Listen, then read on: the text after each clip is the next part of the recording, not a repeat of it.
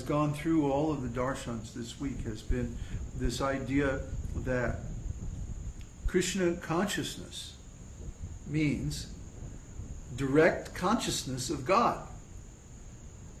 The simple, direct, plain meaning of the word consciousness.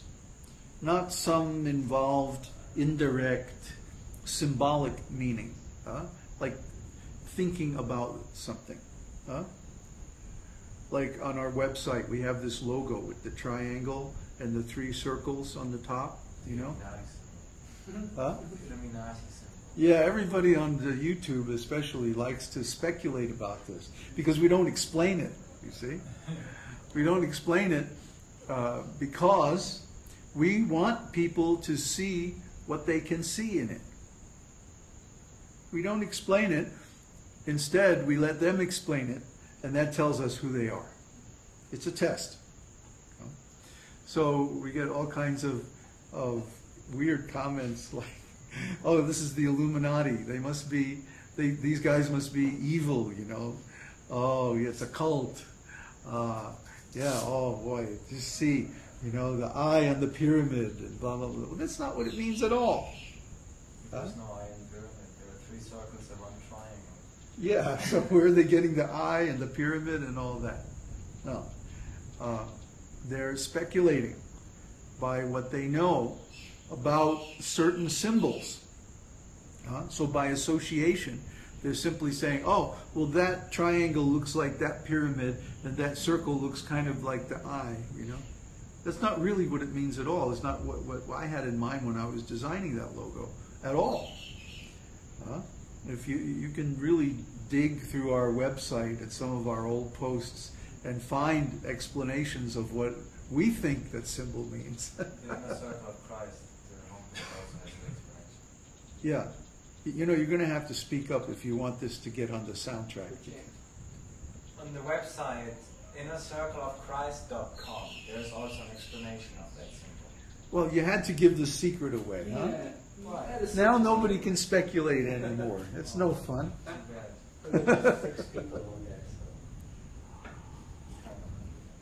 That's not a very popular website, is it? Can I have that thing to put this on? Thank you. So our idea is that there are 3 stages of progress in spiritual life. The neophyte stage, the disciple stage, and the master stage. Or the offensive stage, the clearing stage, and the perfect stage. Or the Kanishta Adhikari, the Madhyama Adhikari, and the Uttama Adhikari. These are given in the scriptures. We're not making this stuff up. These 3 stages of advancement are there in every spiritual process, but especially in the process of bhakti yoga, devotional service. We have these 3 stages. In the beginning, someone is attracted to devotional service or Kṛṣṇa consciousness because they see, oh, there's some benefit I can get here. I can make my life better. I can feel better. I can become fortunate. I can become knowledgeable. I can become purified. And because of that, I'm going to make spiritual advancement, and that's good for me. Then, when someone actually understands this philosophy, their whole point of view changes. Oh, this isn't about what's good for me. This is about pleasing Kṛṣṇa. This is about service.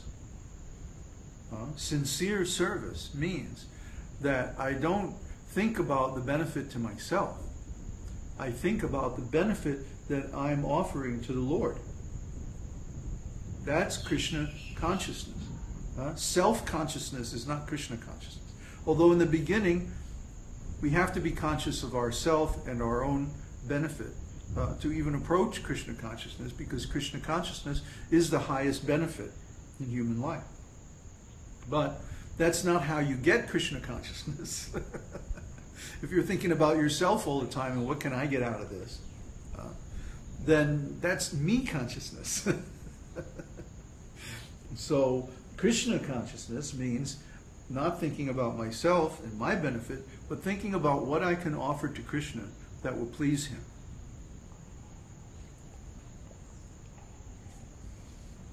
The service of the spiritual master, of the mission, of spreading Kṛṣṇa's message and like that.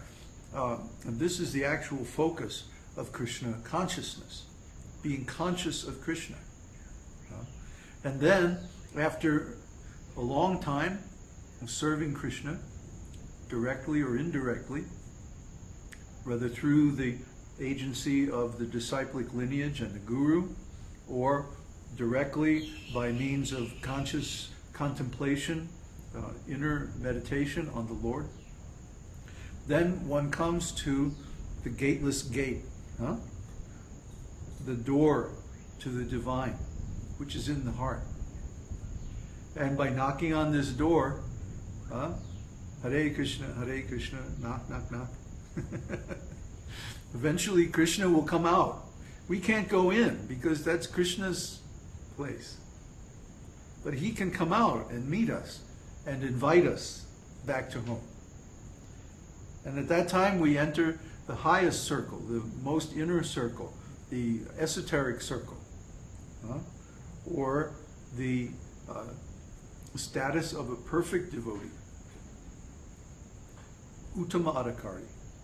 Uttama means the highest, the ultimate. So these are the three stages of spiritual life.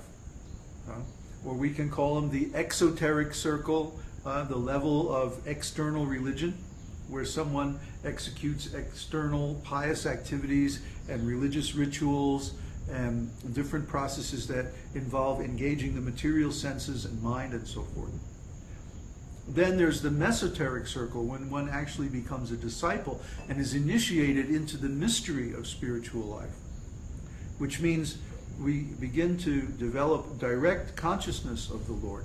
And when that consciousness is mature and complete and Kṛṣṇa is satisfied, then he invites the disciple into the esoteric circle, the highest level of actual self-realization.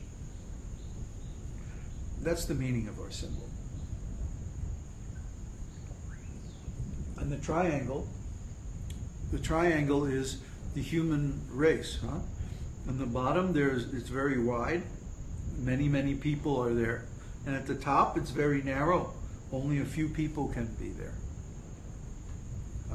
So the path of spiritual life begins somewhere in the middle.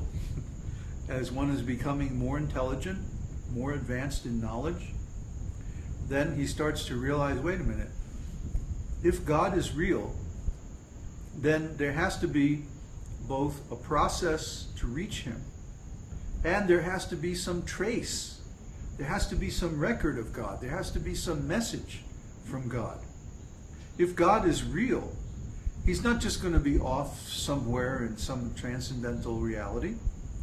He's also going to be present here, and he's going to leave some trace of his presence. So we can be aware of him, so we can worship him. This is intelligent. So when one starts to look for with this trace, what is the impact, what is the influence, or what is the message that God has left? And where is it? How is it encoded? It may not be plain and obvious. It may be hidden somewhere. Where can I find it? Whether it was hidden by God or whether it was hidden by other people later, still it's hidden, because in this world you don't like walk down the street and here's a big billboard saying, "Hi, from God," You just don't see that. It's hidden. It's not obvious. You have to search for it. And after searching for many, many years, you may find many false messages that claim to be from God, but actually aren't. And how do you know the difference? Because when you act according to those messages, you don't get any result. Everything stays the same. But we all find that when we act according to this message from Kṛṣṇa, immediately our consciousness changes. Now, consciousness is one of those things that everyone takes for granted, isn't it? We don't think about consciousness. Why? Because consciousness is just there. It's always there. And so we give a lot of attention to the contents of our consciousness. What book did I read last week? What movie did I see? Oh, did you hear what so-and-so said about such and such? And, you know, gossip, and then in our work, and all of our family and other relationships with people. We pay a lot of attention to all that. But we don't really pay any attention to consciousness itself. We more or less take it for granted. Last time I showed the example of the mirror. That when you hold up the mirror, it reflects whatever is in front of it. So we take it for granted that a mirror is just going to reflect